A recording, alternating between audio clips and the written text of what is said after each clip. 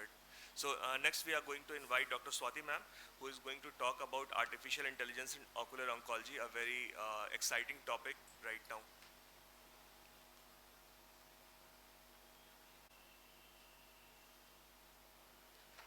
A very good morning.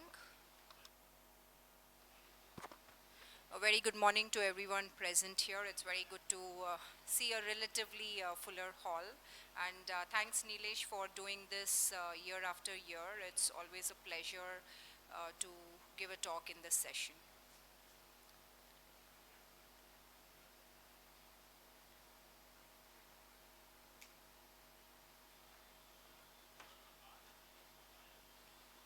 Anybody in the audience, if they want to ask any question to Dr. John, in the meanwhile it gets up.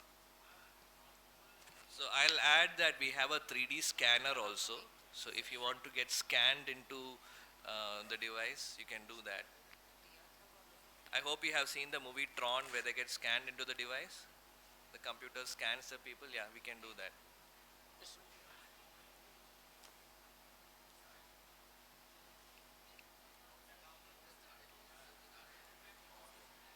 The practical session is part of the DSTC. But we can, yeah. Anybody is welcome who is into innovating. So we are not very hard and fast on that.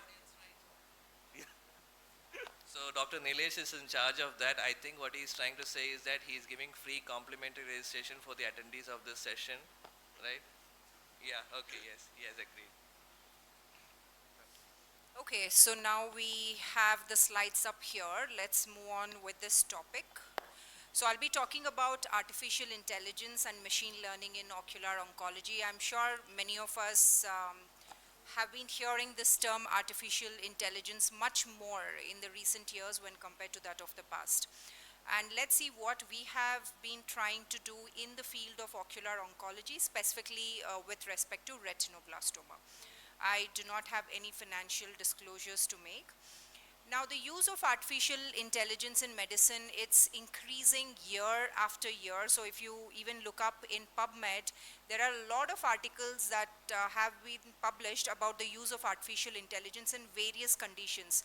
Mostly it is in the field of cardiology, even in field of general oncology, there are quite a few articles. And of course, during COVID-19 as well, it was being used extensively. Now, how does this artificial intelligence in medicine, how is it relevant? Now, whenever we have to apply artificial intelligence in any field of medicine, it basically depends on two parameters. Either whatever we want to create, it has to have a numerical data, or it is based on the images, the various images of the different conditions. And fortunately for us in ophthalmology, these two things are very much used for every pathology that we deal in ophthalmology. So with this, there have been quite a few articles about artificial intelligence in ophthalmology as well. I think the most important being in the field of diabetic retinopathy. So there has been a lot that has been spoken about artificial intelligence in diabetic retinopathy. And there are a few articles that are also published about use of AI in cataract, and just one article about in oncology related to choroidal melanoma. Now, if we look at the load of ocular oncology, I'm talking of what we see at LVPI and probably would be true for any referral-based practice. Retinoblastoma is the very common diagnosis that we see. Either many patients are referred with the diagnosis or with a differential diagnosis of retinoblastoma. And all of us are aware that it is a tumor that occurs in children. And unfortunately, in India, we see the cases in very advanced stage, like in group D or E. And this is mainly because we do not have the guidelines of a routine fundus examination for all children as part of newborn screening or screening thereafter. And it has serious implications, because if the retinoblastoma gets detected late, the child might lose the eye, and if it gets detected even late, the child might even lose the life. Now at LVPI and in any practice where they see retinoblastoma cases, definitely there is a large image bank of the RETCAM images, because every single child that is examined, we always take the RETCAM images. So there are a lot of images that have been collected over the years. So with this and the use of artificial intelligence, we thought, why not explore the use of artificial intelligence and machine learning and try and develop a model where we can diagnose retinoblastoma, and if we can diagnose retinoblastoma, whether we can develop a model which will also help us in classification of intraocular retinoblastoma. So here what we did was we put together all the images that were taken on RETCAM.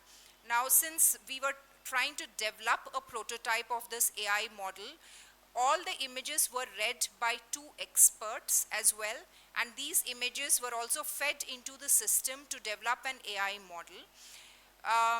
Now for this, there are various parameters that were used, whether the AI model can detect the optic disc, the tumor, the size of the tumor, whether it can detect the seeds, whether it can identify the distance of the tumor from the optic disc, and various other parameters. For all of us, we understand that this is a normal fundus. So when you see that the optic disc is normal, the retinal vessels, everything is normal, macula is normal. So we know that this is a normal fundus, and this is what we have to train the machine as well, that if it looks like this, it is normal. And group A retinoblastoma is when there is a tumor which is less than 3 millimeters in size. And how do we measure the size? I'll come to it later. So whenever there is a small tumor, it can be classified as group A. When there is a slightly larger tumor, or if it is present in the macular area, it is group B. If it is associated with small seeds near the tumor, like you can see, which is circled in yellow, that's a group C tumor. If you see diffuse seeding, then that's a group D tumor. And group E, of course, when the tumor is completely filling the globe. So with this understanding, the AI model was started. So multi-label classification model was used first to put a bounding box to whatever is seen in the fundus, be it optic disc or the tumor. So what you see there, the green one, is the bounding box whenever it can identify something which is not normal. So once we have the bounding box, if the optic disc is seen and there is a tumor, it will compare the size of the tumor to the disc size. So all of us know that the optic disc size is 1.5 millimeters. So it will compare that to the size of the tumor and tell us what is the size of the tumor.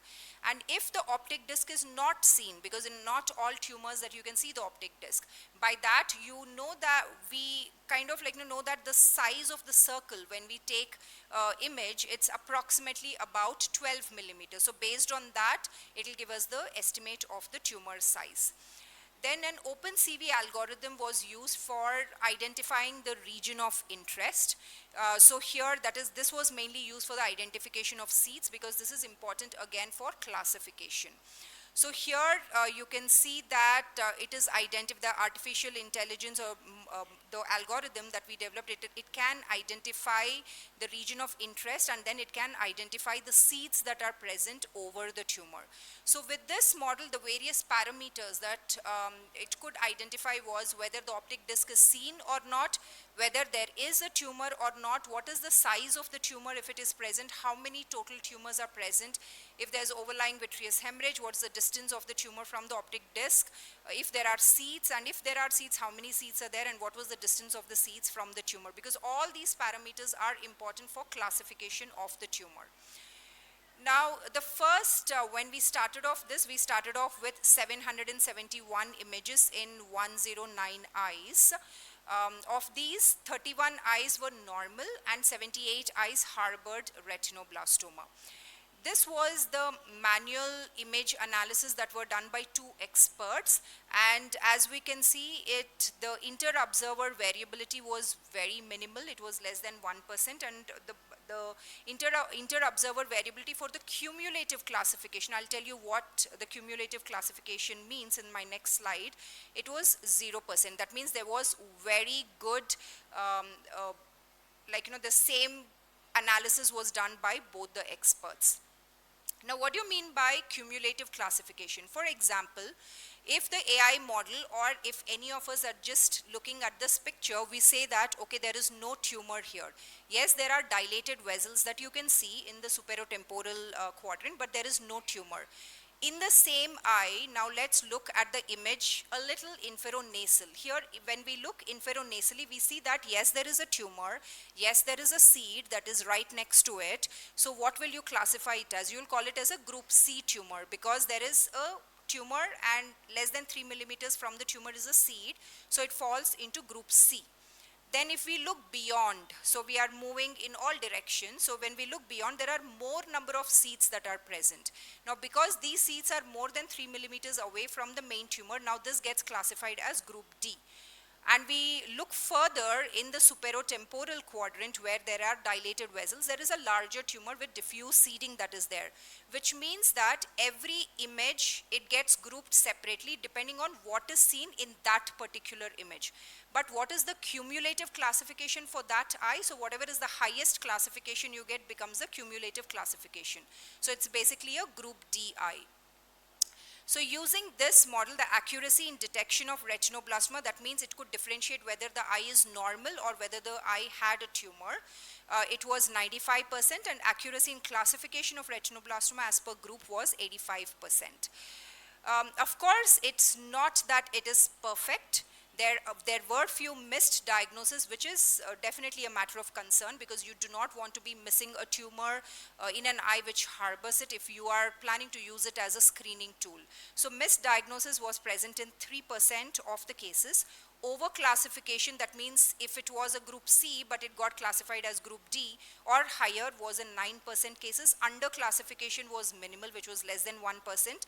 And misclassification of a normal eye as an eye harboring retinoblastoma was 2%, which again is a matter of concern.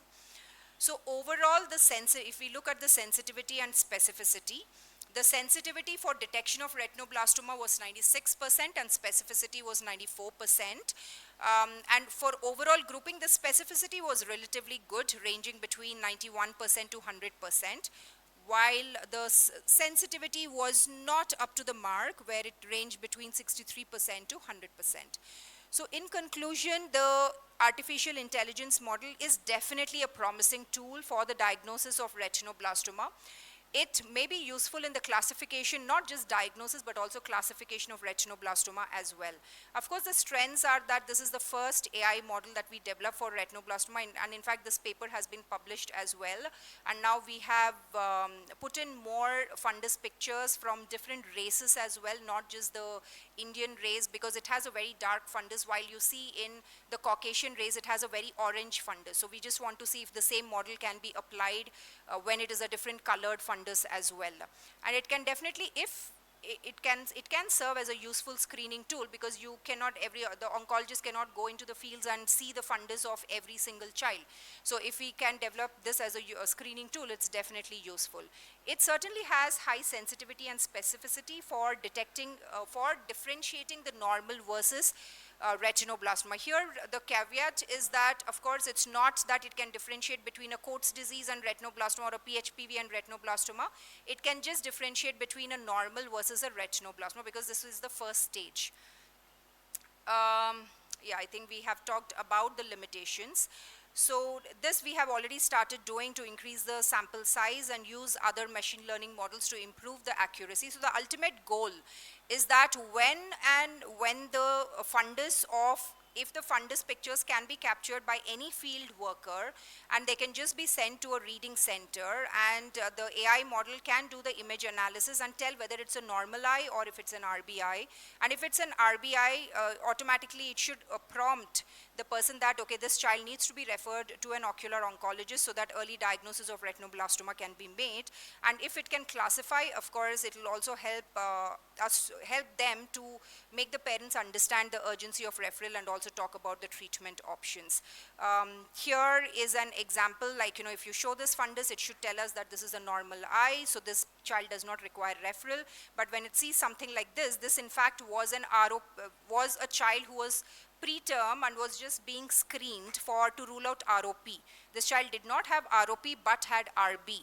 So if these images got sent and by the reading center, and if it can just say that okay, this child has retinoblastoma and needs treatment immediately, and that remains the ultimate goal. So thank you very much for a patient listening.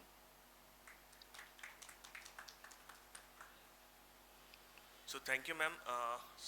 For everybody in layman terms, what artificial intelligence means, it sounds very intimidating, but it is just having, you are having an atlas in your OPD, and when you get an image, when you see a patient, what you do is you mentally you try to match it with that atlas. That okay, this is a corneal ulcer that looks like fungus that is shown me in the atlas. So it's very similar to that, but the machine does it very fast, and it does match with a lot of images that have been fed to it. So the more number of images that what ma'am was telling, the more number of images that are fed into the atlas, the more robust it becomes. So it's in simple term, it's just matching from an atlas to the image that is thrown to that system. So that is what artificial intelligence basically is.